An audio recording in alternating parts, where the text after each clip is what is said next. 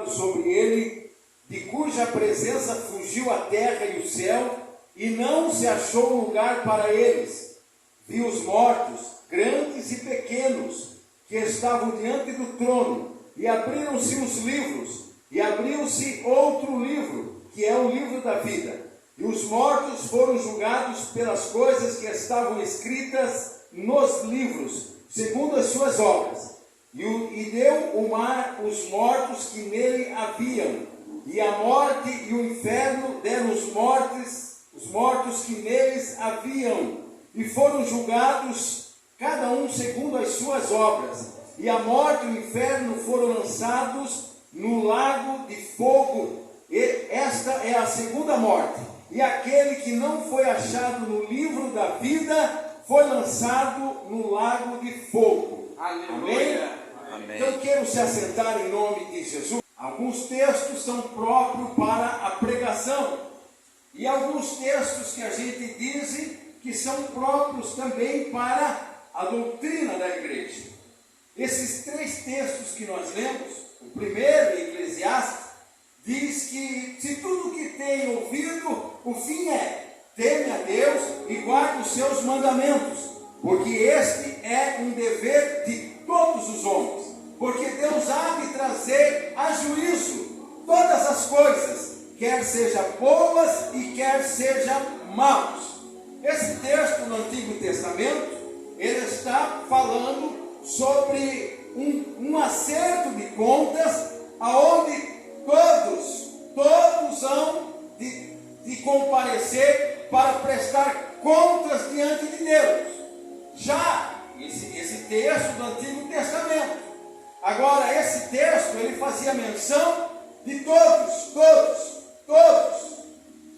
Mas chegou um tempo em que Jesus Cristo veio sobre a face da terra, ele pregou, ele morreu em nosso favor, e todo aquele que crê em Cristo Jesus está sendo justificado pelo sangue de Cristo e também pelo sacrifício de Jesus Cristo. Agora, essas pessoas que aceitaram a Cristo, essas pessoas que fazem parte da igreja, essas pessoas que estão sendo justificados pelo sangue de Cristo, eles vão ser julgados agora, ou melhor, nós vamos ser julgados agora por um tribunal chamado Tribunal de Cristo, porque se Ele nos comprou pelo seu sangue, se nós acreditamos no seu sacrifício, agora houve uma outra forma de julgar essas pessoas, que somos nós. Nós não vamos passar por uma questão de um trono branco. Nós estamos agora já aceitando a Cristo pela fé, sendo justificado pelo sangue de Jesus Cristo, mas Cristo vai julgar as nossas obras e também as nossas ações. O julgamento que Cristo vai usar como critério para a minha vida e também para a tua vida, não é um critério para salvação ou perdição, não é um critério para condenação ou salvação. Pelo contrário, ele vai usar um critério que nós já estamos salvos pelo sangue de Cristo, já estamos salvos pelo sacrifício de Cristo, e o critério que ele vai usar agora vai ser um critério para recompensa por aquilo que nós fizemos, e também haverá uma perda por aquilo que nós deixamos de fazer. Eita, glória. No final, lá em Apocalipse, quando eu li aquele texto, que era o trono branco, o juízo de Deus, Deus estará julgando todas as nações, e nesse julgamento que vai acontecer, vai ser aberto um livro chamado o livro das obras, e também vai ser aberto um livro chamado o livro da vida.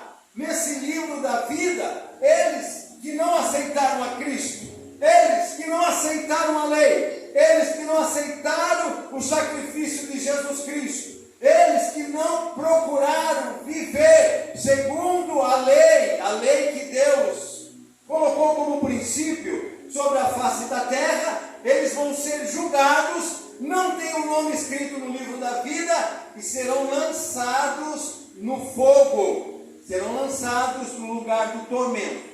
Então, para a igreja entender, há uma questão aonde no Antigo Testamento, no livro de Eclesiastes, diz que todos vão comparecer diante de Deus para prestar contas, mas houve um tempo que é chamado tempo da graça, onde Jesus Cristo nos resgatou pelo seu sangue e Ele vai julgar a cada um de nós. Não é porque nós agora que somos salvos, não é porque agora nós somos redimidos pelo sangue de Cristo que nós podemos andar de qualquer forma, andar de qualquer jeito, fazer de qualquer forma ou fazer de qualquer jeito.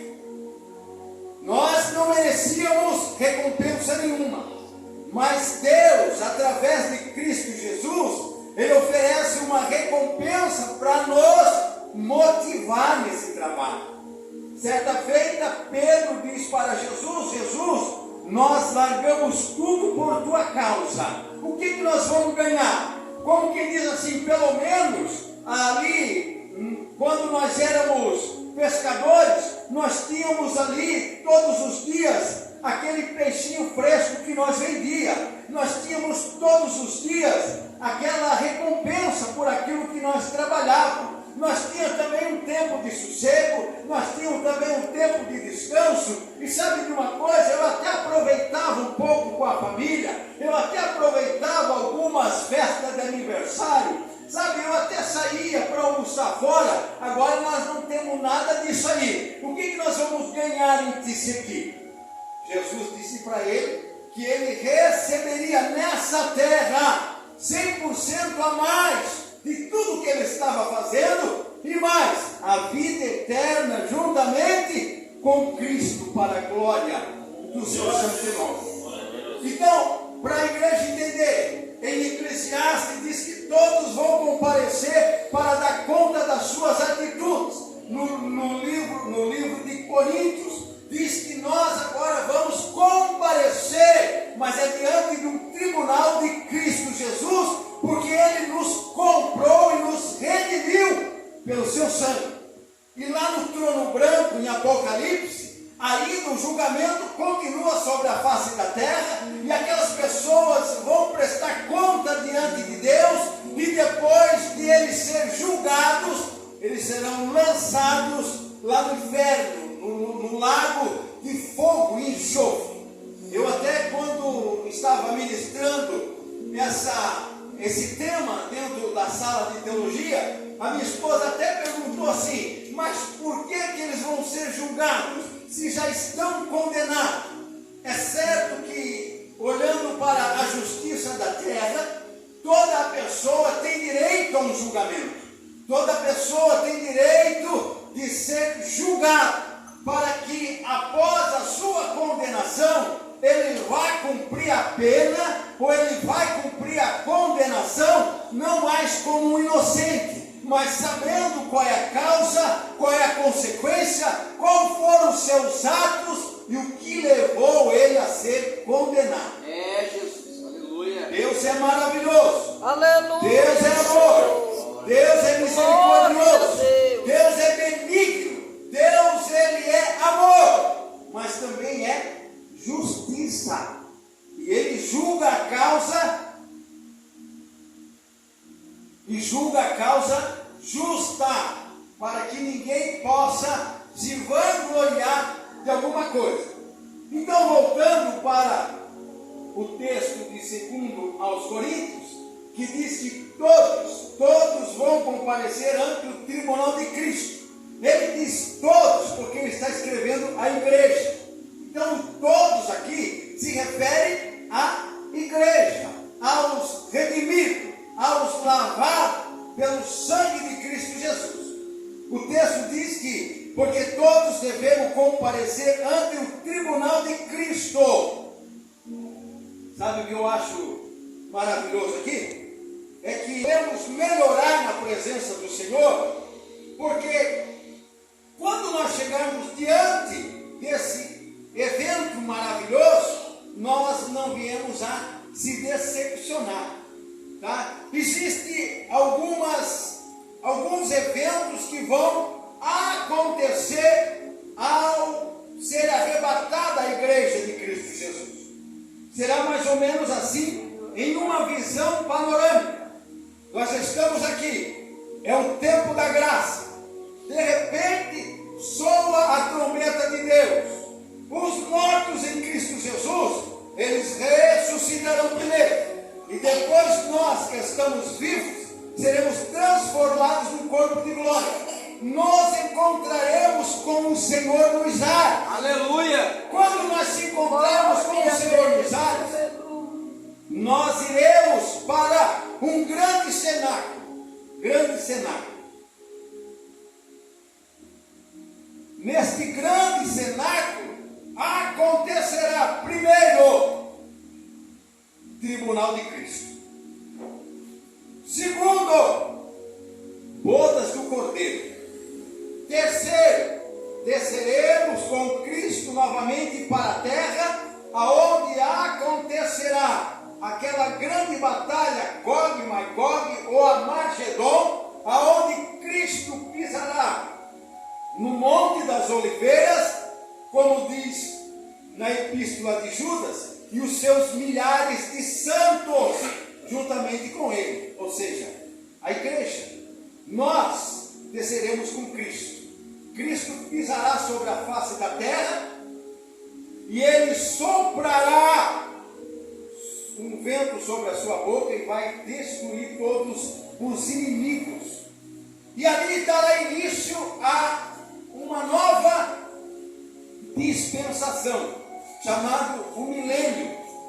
E é importante nós conhecer sobre galardão, porque isso vai influenciar a minha vida e a sua vida no milênio. Como nós vamos estar servindo a Cristo e qual é a nossa posição ou qual será a nossa função. Ainda que nós podemos dizer assim: eu não estou interessado em posição, eu não estou interessado em uma função, mas quando Cristo nos chama para servir a Ele, muitos de nós já ao receber a salvação, ao receber o perdão dos pecados, o alívio daquela carga, o alívio daquele peso, para nós já foi um milagre maravilhoso. Só que, na medida que nós vamos conhecendo a Cristo, Cristo vai convidando nós a fazer parte do ministério. Automaticamente nós vamos fazendo parte desse ministério. E quando nós vamos ver, nós já estamos envolvidos com a obra, já estamos realizando a obra, já estamos pregando, aleluia, testemunhando. Porque nós não podemos ficar sem falar do que Ele fez e do que Ele está fazendo em nossa vida. É verdade. Grande tribulação, ou tribulação, grande tribulação. 7 anos, 3 anos e meio de tribulação e 3 anos e meio de grande tribulação.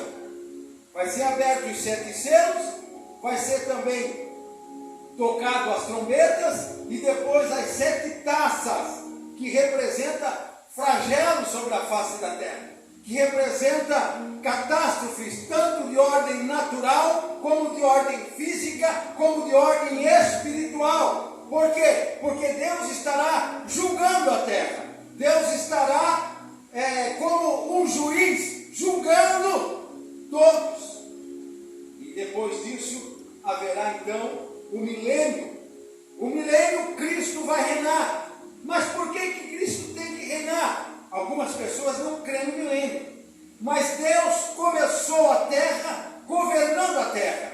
Lá no Éden era a teocracia, o governo de Deus. Deus governava. Adão, Eva eram apenas mordomo de Deus. Mas quando eles caíram, eles se tornaram autônomos. E como eles caíram, Deus não pôde mais governar. E o que aconteceu? Para que tudo não fosse destruído ou fulminado pela glória de Deus, Deus destituiu todos da sua glória. Todos pecaram da presença da É glória verdade. de Jesus. Mas Deus, como é riquíssimo em sua misericórdia, não destrói o que Ele fez. Enviou Jesus Cristo para nos resgatar e nos trazer a Aleluia! e fazer parte da sua essência. Hoje o Espírito Santo habita em nós, mudando o nosso caráter, mudando a nossa vida, para a glória do seu santo nome. Aleluia, glória a Deus. Cristo vai governar no milênio. É verdade. Ele está no controle. Ele começa a obra, ele termina a obra. Ele é o alfa, ele é o ômega. Ele é o princípio, mas também é o fim de todas as coisas. Aleluia. Glória! E depois que encerrar o milênio, pastor, haverá um novo céu, haverá uma nova terra. E nós vamos ver o templo de Deus no céu. Nós vamos ter um corpo glorificado. Nós podemos subir até lá e chegar até o templo de Deus, adorar a Ele na beleza da sua santidade. Vai haver funções, vamos estar na terra realizando funções. Vai ser coisa tremenda e maravilhosa o que Deus vai fazer conosco para a glória do seu santo nome. Mas, amados, o tribunal de Cristo funciona mais ou menos assim. Glória a Deus, aleluia. Eu digo mais ou menos, quem sabe já aconteceu com você, de você realizar um trabalho e depois de tudo pronto, tu perceber que não valeu nada o que você fez. Além disso, perdeu tempo. Além disso, se cansou. Além disso, se frustrou. Já aconteceu de estar trabalhando, trabalhei muito tempo na área de telefonia, e havia ali um cabo de 200 paus queimados. Não sobrou nada. E nós poderíamos dizer que poderia ter feito mais para esse Senhor. Aleluia. Sabe por que nós vamos ter esse sentimento? Porque Deus ofereceu o melhor para nós. É verdade. E além de Ele ter oferecido o melhor para nós, que foi o seu Filho unigênito, Jesus Cristo, Ele deixou também o Espírito Santo para nos auxiliar, nos orientar, para que nós possamos fazer e fazer com vontade, para a glória do nome santo do Senhor. Então, meus amados, deixa eu fazer melhor. Primeiro que nós vamos chegar diante do tribunal de Cristo. Tá? Quando nós chegarmos lá, amados, vai haver uma liturgia. Não é simplesmente todo mundo chegar e se abraçar, sair correndo para um lado e para o outro, e entra lá com a boda de cordeiro, e participa do pão, e participa do suco da uva, e vamos cantar e acabou. Não. Ei, se quando nós entramos numa igreja, tem uma liturgia, muito mais no céu. Jesus. Lá no céu é que vai ser lindo. Lá nós vamos chegar pisando devagarzinho. E a nossa mente, o nosso pensamento vai estar aguçado. Nós não vamos precisar se apresentar. Um vai estar conhecendo o outro. Assim como no Monte da Transfiguração, estavam ali, se manifestou. Jesus se transfigurou, estavam Moisés e Elias. Os discípulos estavam ali. Ninguém se apresentou, mas eles olhavam. A glória de Deus se manifestou naquele lugar, que eles já sabiam quem era Elias, eles já sabiam quem era Moisés. E aí um disse assim: pô, está tão bom aqui, sabe de uma coisa? Eu vou dizer para Jesus: ó, Jesus, não precisa mais descer, não precisa mais. Vamos fazer aqui 3 tendas, uma para ti, uma para Moisés e uma para Elias, e deixa que o mundo corra a vida deles lá embaixo. Aleluia. Eita glória! Quando nós se manifestar diante de Cristo, nós vamos chegar lá e nós vamos saber quem são os salvos do Antigo Testamento. Nós vamos saber, esta é a igreja que veio lá da África, esta é a igreja que veio lá do Egito, esta é a igreja que veio lá da Europa, esta é a igreja que veio lá do Brasil. Nós vamos se conhecer, sabe por quê? Porque o preço que foi pago por eles foi o mesmo preço que foi pago por nós. Glórias a Deus. Fala nessa noite. Lá nós vamos conhecer E nós vamos entender e vamos glorificar e magnificar a graça de Deus manifestada em nossas vidas para atender às nossas necessidades. Você sabe que a palavra, como a palavra amém, ela é de difícil interpretação, porque está interpretado da seguinte forma: que assim seja, porque o amém vem sempre atrás de uma resposta positiva, que assim seja. Outra palavra que é de difícil interpretação é aleluia. Lá diz louvores a Deus, mas o Salmo de número 150, verso 6, diz que tudo que tem fôlego louve ao Senhor, e não está escrito aleluias. Então, amém, aleluias, graça, são palavras de difícil interpretação. A palavra graça quer dizer graça de Deus. Aleluia! Aleluia! Então nós vamos entender e magnificar a graça de Deus, o favor de Deus manifestado para atender às nossas necessidades. E vejam bem, se fosse para nós olhar pela dispensação, Deus trabalha por dispensação. Lá no grego é cronos. Tempo, dispensação, tempo longo. Se fosse Deus trabalhou na dispensação adâmica, que foi lá no paraíso. Quanto tempo? A Bíblia não fala. Mas foi um tempo chamado dispensação adâmica. Por quê? Porque quando ele pecou e encerrou-se aquele tempo dentro do paraíso, eles foram expulsos e depois toda a sociedade da época foi julgada e apareceu o tempo ou a dispensação noética, aonde Deus usa Noé e também a sua família. Depois de Noé veio a dispensação abraâmica, que é chamada dispensação da promessa, onde Deus faz uma promessa a Abraão. Depois passa o tempo de Abraão, cumpre-se a promessa, e aí Deus liberta o povo do Egito através de Moisés, dá a lei, e ali vem a dispensação mosaica, ou a dispensação da lei. A dispensação da lei foi até o dia do Calvário. No dia do Calvário, quando Jesus expirou: Pai, em tuas mãos entrego o meu espírito.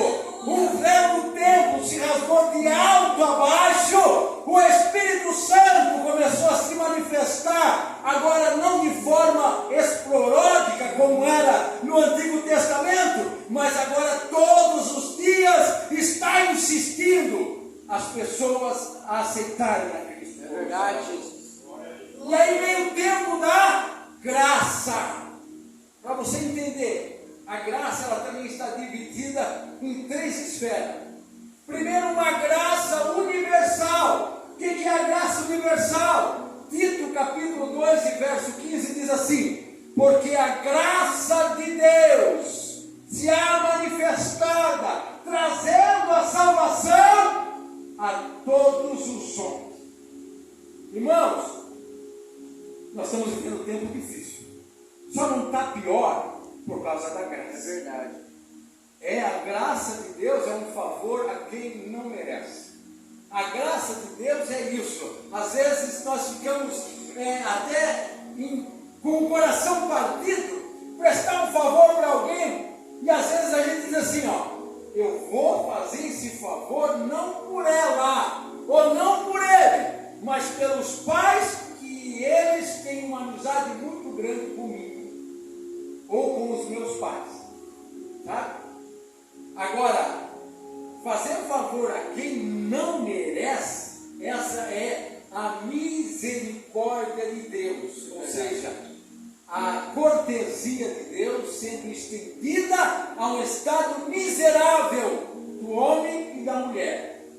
E Isso fez com que a graça de Deus se manifeste de uma forma universal. Segundo, a graça de Deus, ela também se manifesta para a salvação.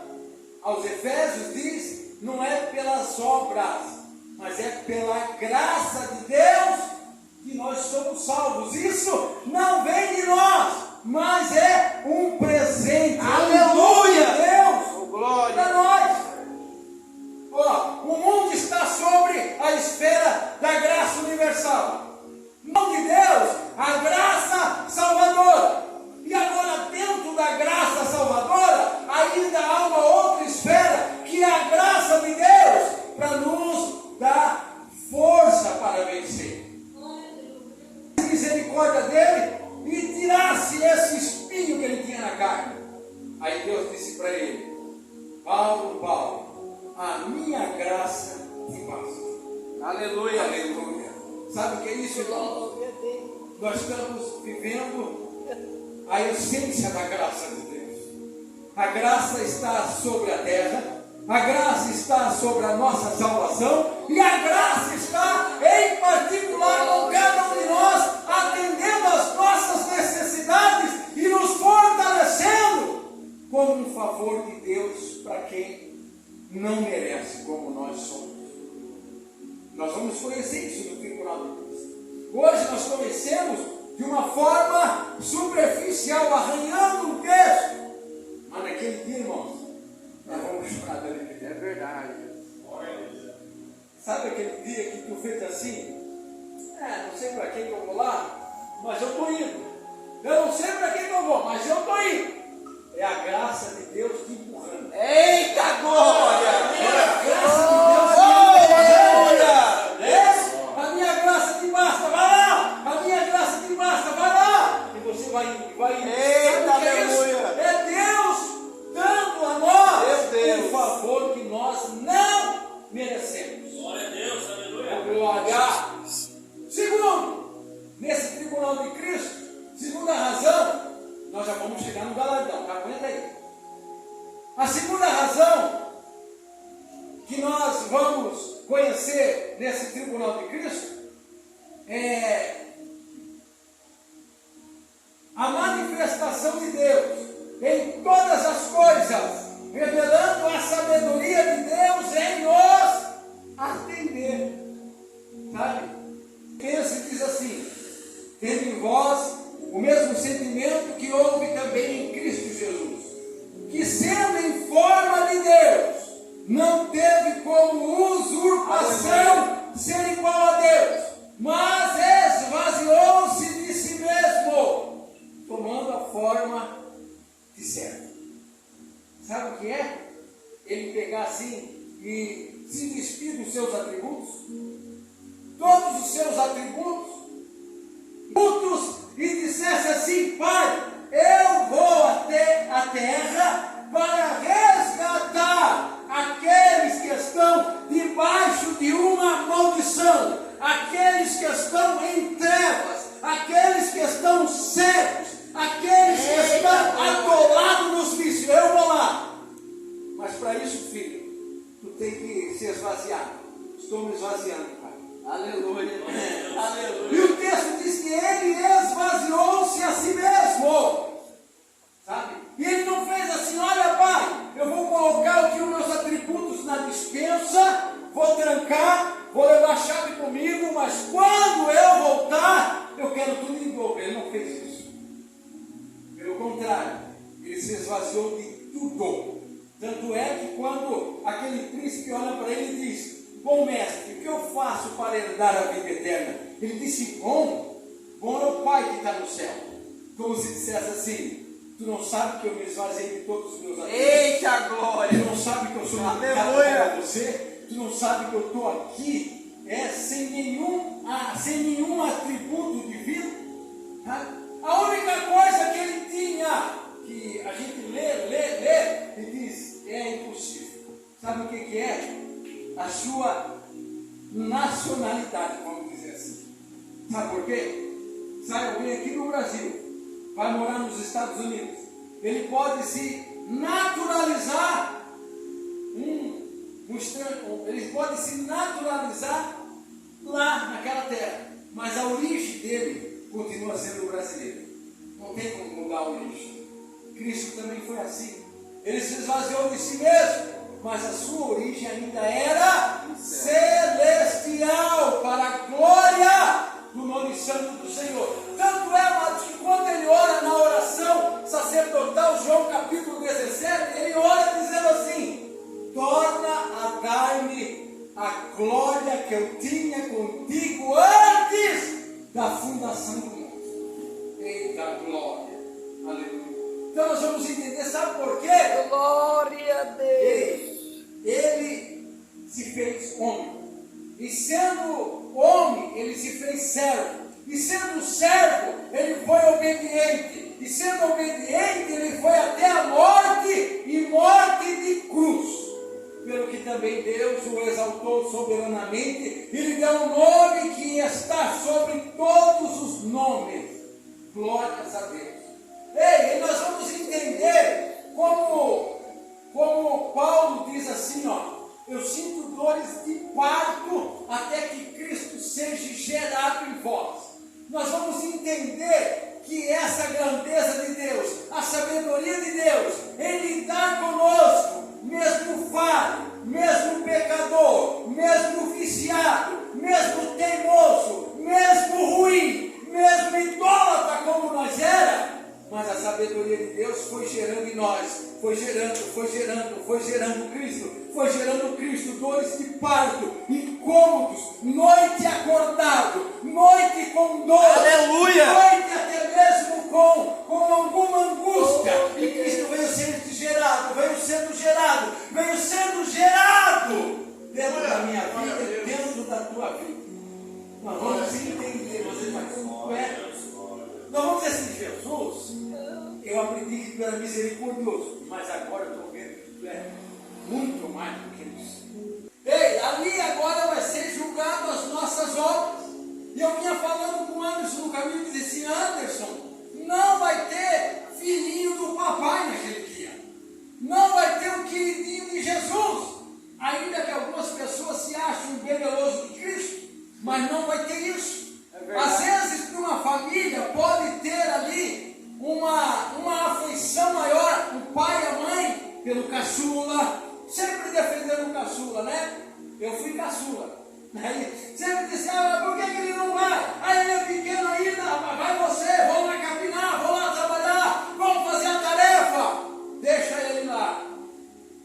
Com Jesus não tem isso. É verdade. Não tem caçula, não tem queridinho. E sabe por quê? Porque as obras vão ser julgadas, não porque Ele nos ama, mas vai ser julgada pelo que nós demonstramos de amor por Ele. Aí é que vai ser um juízo ou uma justiça maravilhosa. Não vão julgar pelo tempo que alguém realizou a obra, mas vão julgar a essência do amor com que ele realizou a obra de Deus. Então a essência é amor. E dentro disso, meus amados, as nossas obras, elas vão ser prata, porque vai passar por um fogo, vai passar por um fogo. Eu até comentei ao pastor Wagner que recentemente eu tinha lido um livro sobre o Tribunal de Cristo, e um irmão, ele conta uma visão que ele teve. À noite ele teve uma visão, de tanto ele estudar sobre o tribunal, de tanto ele estudar, ele estava interessado em saber como era a recompensa.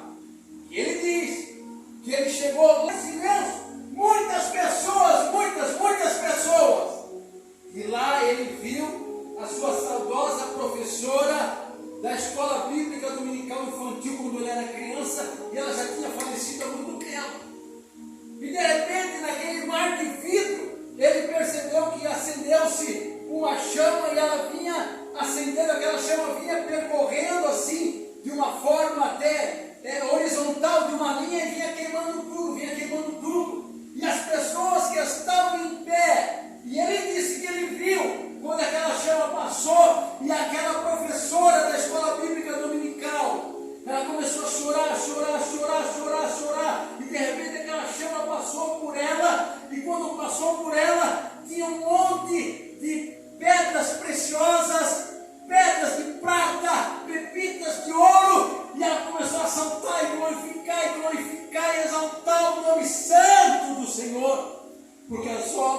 ela tinha feito foram obras com amor, dedicando toda a sua essência, que é o amor.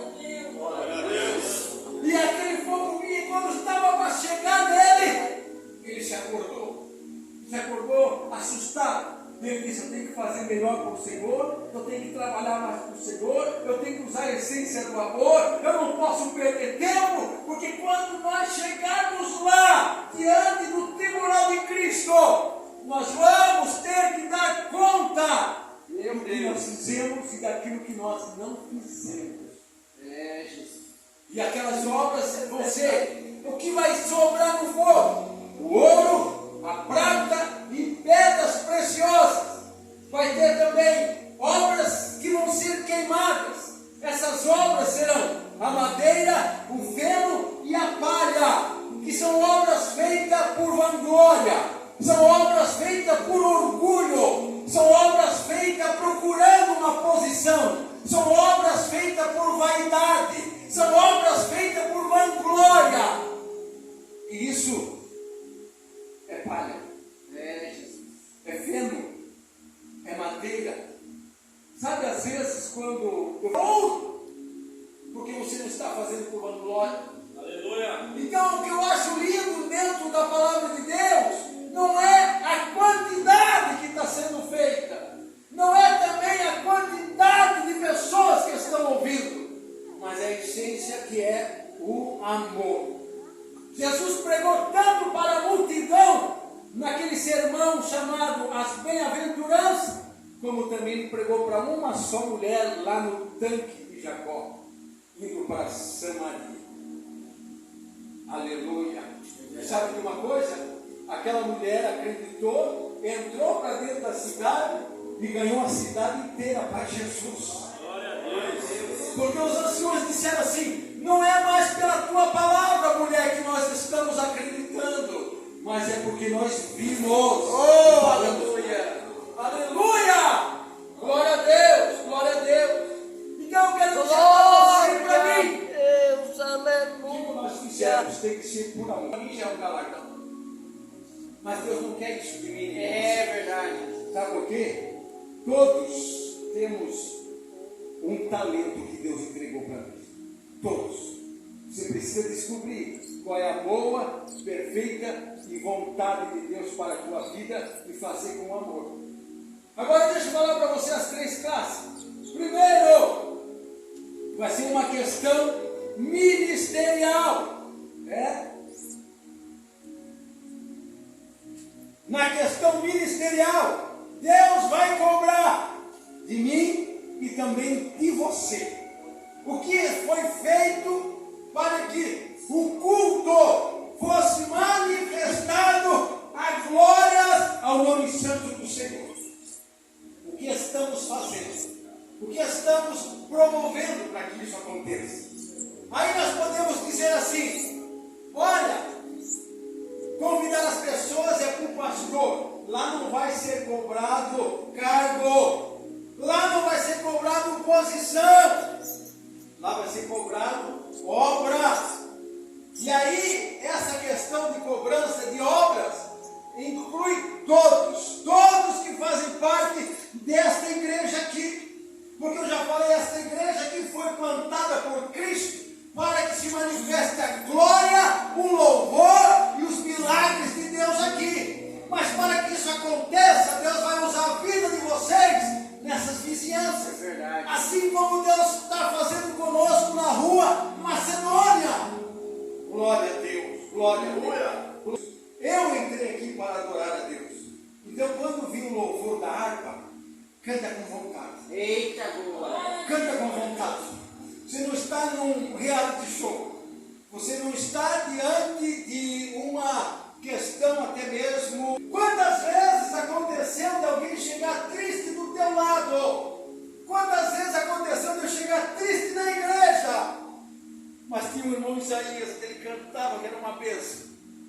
Eu gostava de sentar do lado dele, porque quando cantava o hino da harpa, ele abria aquela harpa, sabe, até se arrumava, como quem dizia: agora eu vou louvar o meu Senhor, Agora eu vou adorar o meu Deus. Agora eu vou adorar o Criador dos céus, o Criador da terra. E quando ele cantava aquele hino do lado ali, eu puxava a minha voz para acompanhar dele. Ele cantava muito lindo. O que você está fazendo para promover a manifestação e a glória de Deus aqui dentro? Você sabe o que quer dizer iniquidade? E por se multiplicar a iniquidade, o amor de muitos se esfriará. Iniquidade, na tradução portuguesa, quer dizer pecado consciente. Mas no grego é ranomá. Sabe o que é isso? É pecado na consciência. É desprezo pela lei. É desprezo pela presença de Deus. É desprezo pela glória do Senhor manifestada nesse lugar. E o que seria esse desprezo, pastor? É estar aqui e pensando no trabalho de amanhã. Meu Deus. É estar aqui e pensando nas finanças que precisa ser resolvido amanhã. Sabe o que Jesus disse? Viva o dia de hoje, pois para cada dia basta o seu mal. E ele diz: olhai para os lírios do campo, olhais para os pássaros. Eles não plantam, eles não semeiam, eles não recolhem. E o Pai dá alimento para eles todos os dias. E eles acordam para louvar o nome santo do Senhor. Jesus, quando disse isso, ele não estava dizendo: vocês fiquem de braço cruzado. Pelo contrário, ele estava dizendo lá no Sermão do Monte: enquanto eu estiver pregando, enquanto a minha presença estiver aqui, aleluia, enquanto a minha graça se manifestar, glória a Deus, aleluia. Pense aqui, viva aqui. Porque tem milagres que vai acontecer quando você estiver indo para a sua casa. Meu Deus. Mas sabe quem faz milagre? É Deus. Aleluia, glória a Deus. Ele disse: Deus me deu uma mensagem. Lâmpada para os meus pés é a tua palavra.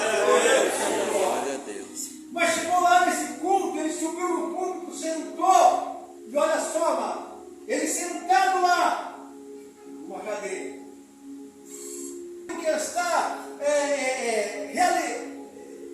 de certa forma, junto com o ministério, convida alguém, e fale bem da tua igreja quando sair daqui, fala bem do culto, coloca gosto na palavra, na boca dos outros.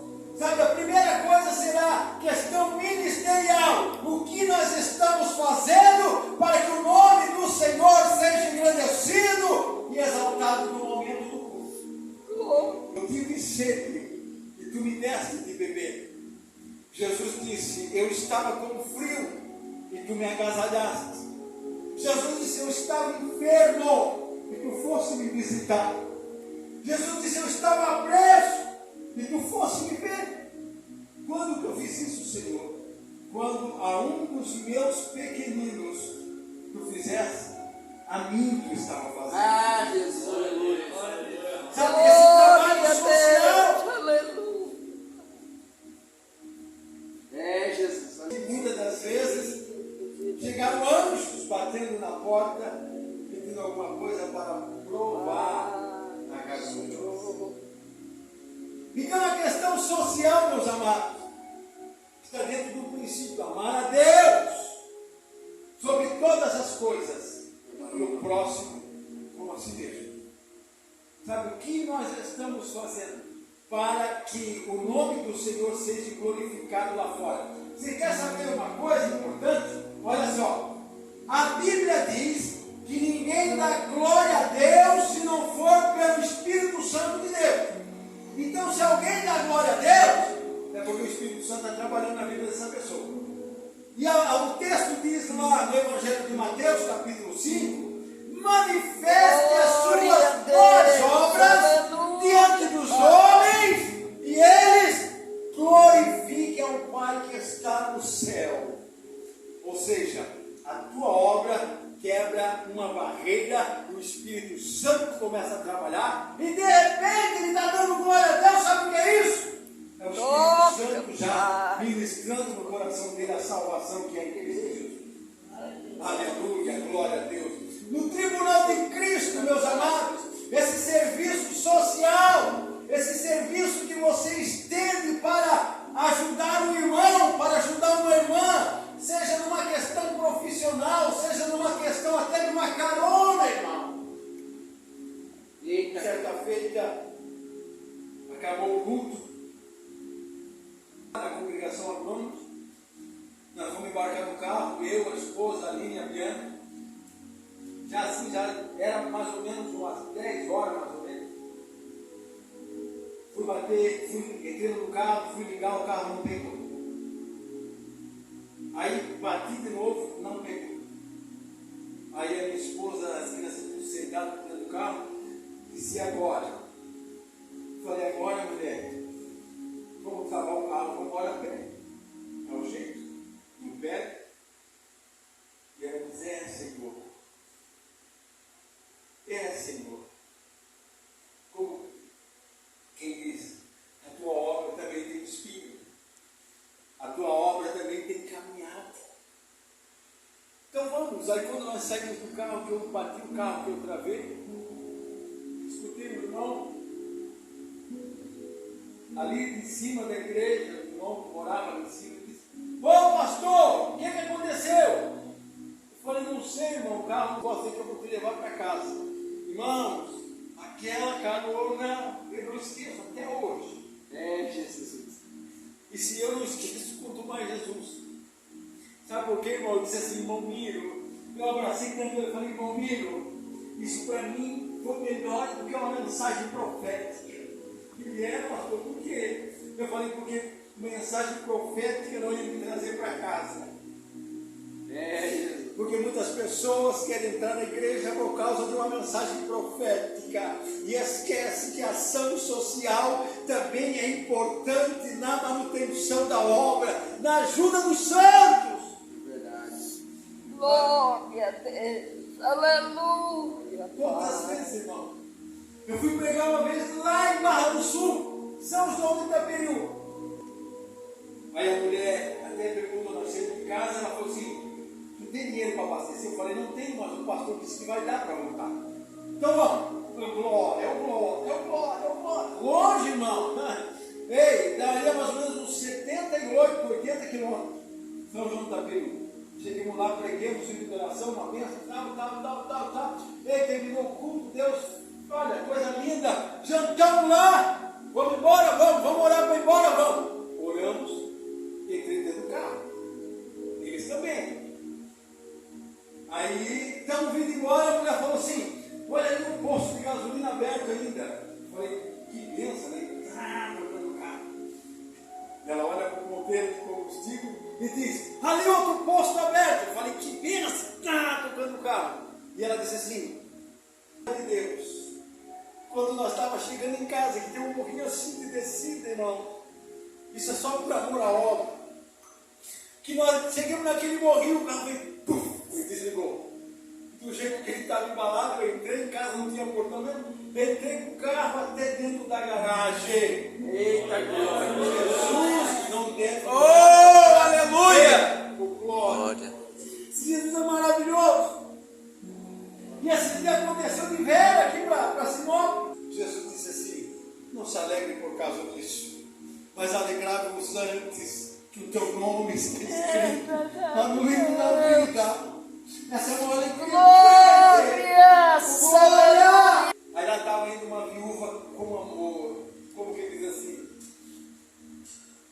eu não posso ir até a missão, mas eu vou contribuir para alguém ir. Aleluia. Como quem diz: eu não posso fazer aquela instalação elétrica, mas eu vou contribuir para alguém fazer. Como que alguém diz: eu não posso pintar aquela igreja, mas eu vou contribuir para alguém pintar. Porque tudo que ela estava fazendo estava relacionado ao templo, gasofilaço lá no templo. E ela chega lá e entrega aquela oferta com amor. Quer ver como é importante isso? Paulo disse que cada um contribua segundo o propósito do seu coração, não por força, tá?